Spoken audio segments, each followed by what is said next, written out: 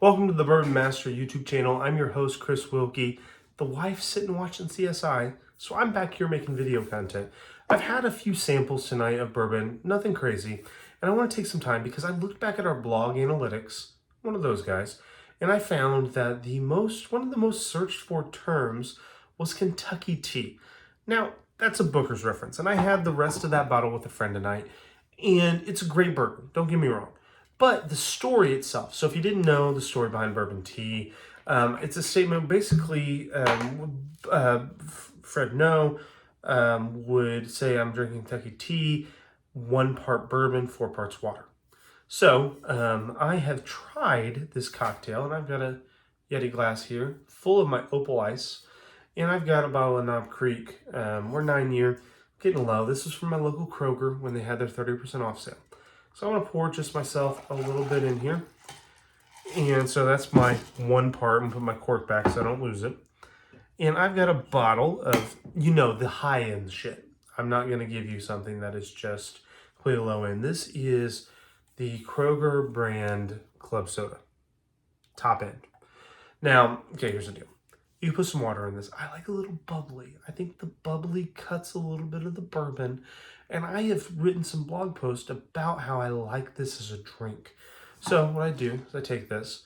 I poured in about 1.5 ounces, 2 ounces of bourbon. This is about 12 ounces.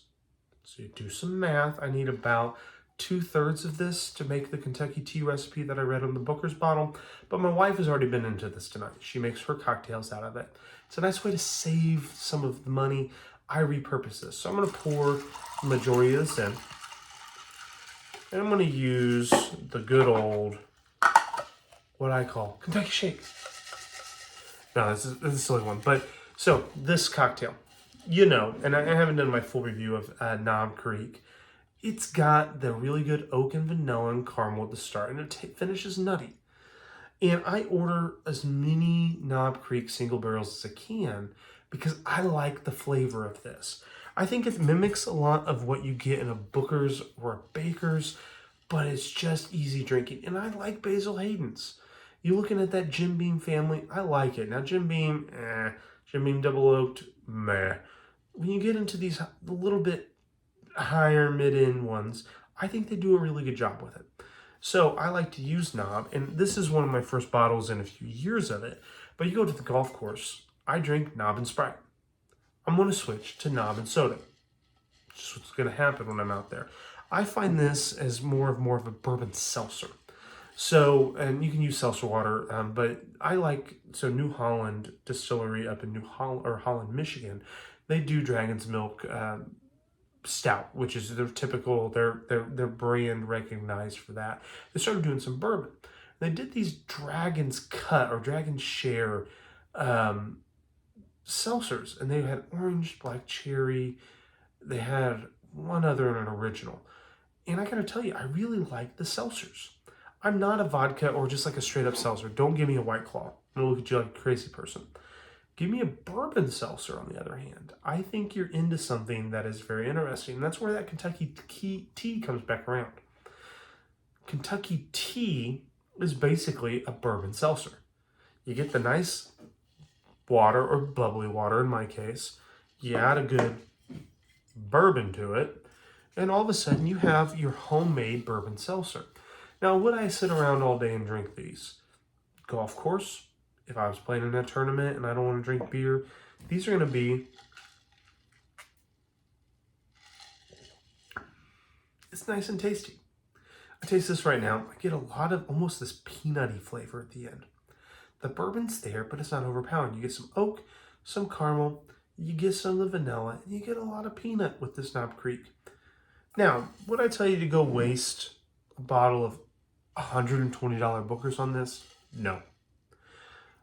Your $30 bottles that are good taste, you want to kind of mellow it down a bit, I suggest the highest proof you can get, cut it down. You're going to taste a lot of those flavors, but in a little minute, more enjoyable sense. And I think there's a little bit of appreciation that comes with that. It's one thing to like the big kaboo. It's another to let it be mellowed down and taste the subtle nuances when you're tasting some of these. So would I tell you to put any bourbon in this? No. What I'm going to tell you is if you want to sit outside on your back porch, grilling on your Blackstone, your new grill, your smoke, or whatever it is, you don't want to get drunk off of bourbon all day, but you want to taste something that has a little bit of that bourbon flair, consider a Kentucky tea. Make your own with some water. I enjoy seltzer or soda water in there. And put that fourth of bourbon to the 3/4 of just seltzer water and let the bourbon kind of take that essence.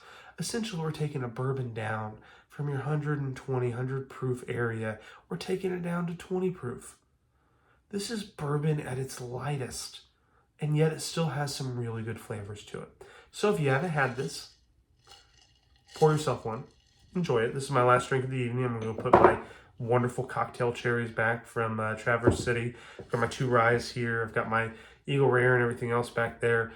If you want to send me some stuff, I will try and test anything, give you my honest opinion on all sorts of stuff.